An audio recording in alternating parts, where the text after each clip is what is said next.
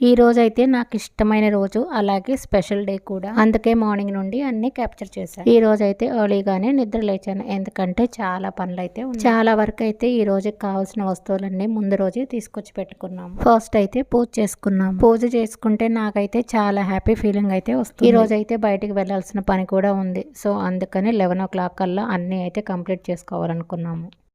అలాగే 11 లోపు కంప్లీట్ చేసుకొని బయటకైతే వచ్చేసాం. నాకైతే ఫెస్టివల్స్ అన్న అకేషన్స్ అయినా చాలా హడావుడి అయిపోతుంది. ఎందుకంటే ఆ పని ఇన్ టైంలో చేస్తానా లేదా అన్నట్టు ముందు నుంచే కంగారు స్టార్ట్ అయిపోతుంది. బట్ నేను కంగారు పడతానే కానీ ఇన్ టైం కన్నా ముందే అన్ని పనులు అయితే కంప్లీట్ చేసుకుంటా. అయితే మేము వెళ్ళాల్సిన ప్లేసెస్లో ఒక్కొక్కటి ఒక్కో సైడ్ అయితే ఉంది. నేనైతే 2 కల్లా అన్ని వర్క్స్ అయితే కంప్లీట్ చేసుకొని అయితే రావాలని అయితే డిసైడ్ అయిపోయా.